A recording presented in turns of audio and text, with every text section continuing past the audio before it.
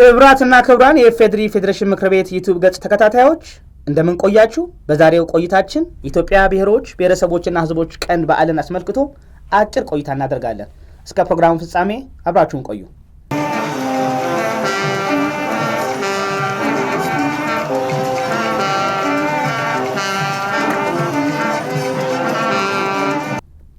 ሀገራችን ኢትዮጵያ የብዝሃ ማንነት፣ ቋንቋ፣ ባህል፣ ሃይማኖት እና እሴት ደሴት ናት። በአሁኑ ጊዜ በኢፌዴሪ ፌዴሬሽን ምክር ቤት እውቅና አግኝተውና ተመዝግበው የሚገኙ 76 ብሔረሰቦች ያሉ ሲሆን ሀገራችን ይህንን ህብር የሆነውን ማንነት እውቅና በመስጠትና በማክበር ለሀገራችን የተሻለ አማራጭ የሆነውን የፌዴራል ስርዓት እየተገበረች ትገኛለች።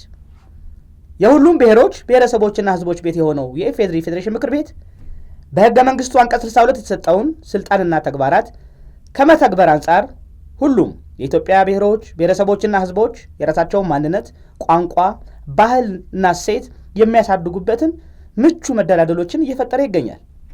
በዚህም በብሔሮች ብሔረሰቦችና ህዝቦች መካከል መቀራረብ፣ መፈላለግ፣ መተዋወቅ እንዲኖር እየተሰራ ይገኛል። ለብሔሮች ብሔረሰቦችና ህዝቦች እውቅና የሰጠው የኢፌዴሪ ህገ መንግስት የጸደቀበት ህዳር 29 ቀን የኢትዮጵያ ብሔሮች ብሔረሰቦችና ህዝቦች ቀን በዓል ሆኖ እንዲከበር የኢፌዴሪ ፌዴሬሽን ምክር ቤት ሚያዝያ 21 ቀን 1998 ዓ.ም በሶስተኛው ፓርላማ ዘመን በአንደኛ ዓመት ስራ ጊዜ በሁለተኛ መደበኛ ስብሰባ መወሰኑ ይታወሳል። በየዓመቱ መከበር ለአሁኑና ወደፊት ለሚተካው ትውልድ አንድነትና ትስስር እንዲያጠናክር የጎላ ድርሻ እንዳለው በማመን ነው። በበዓሉም ብሔሮች ብሔረሰቦችና ህዝቦች ልምዳቸውን፣ ተሞክሮቻቸውን፣ ባህላቸውን በመለዋወጥ ዲሞክራሲያዊ አንድነታቸውን በማጠናከር ለዘላቂ ሰላም፣ ልማትና ኢኮኖሚ እድገት ማነሳሳት አንዱና ዋነኛው ነው። ብሔሮች ብሔረሰቦችና ህዝቦች ሰላምን በማጥናትና ዲሞክራሲን በማስፈን በትብብር ጠንክረው የሚሰሩበትን የጋራ አቅጣጫ እንዲይዙ ማድረግ እና የሚያጋጥሙ ችግሮችን በንግግርና በውይይት እየፈቱ የሚሄዱበትን ባህል እንዲያጎለብቱ ማድረግ ሌላኛው ዓላማ ነው። እነዚህን ዋና ዋና ዓላማዎችን በማስቀመጥ ከ1999 ዓ.ም ጀምሮ የኢትዮጵያ ብሔሮች ብሔረሰቦችና ህዝቦች ቀን በዓል በኢፌዴሪ ፌዴሬሽን ምክር ቤት አስተባባሪነት በተለያዩ ክልሎችና ከተማ አስተዳደሮች አስተናጋጅነት በተለያዩ መሪ ሀሳቦች ሲከበር ቆይቷል። በዚህም ህብረ ብሔራዊ አንድነትና በአገረ መንግስት ግንባታ ላይ የራሱን አስተዋጽኦ እያደረገ ይገኛል።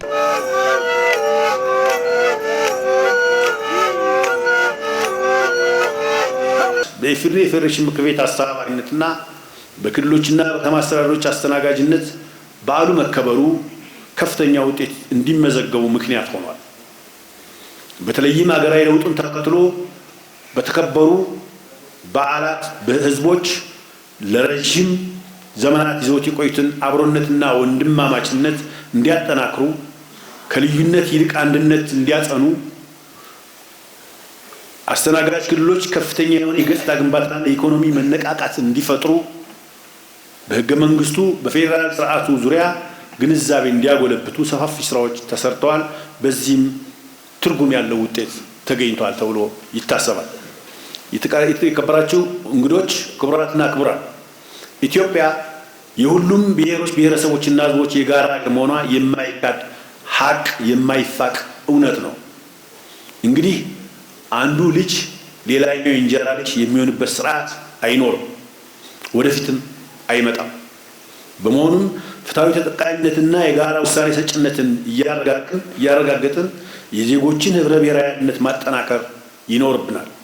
ህብረ ብሔራዊ አንድነት በብሔሮች ብሔረሰቦችና ህዝቦች የጋራ እሴቶች ላይ የተመሰረተ በአገር ብሔራዊ ጥቅም፣ በህዝብ አንድነት፣ በአገር ህልውና፣ ለአገር ኢኮኖሚ እድገት በአንድነት የመስራትና በፍትሃዊነት የመጠቀም እሳቤ ነው። ኢትዮጵያ ታላቅ ህዝብ ያላት አገር ናት።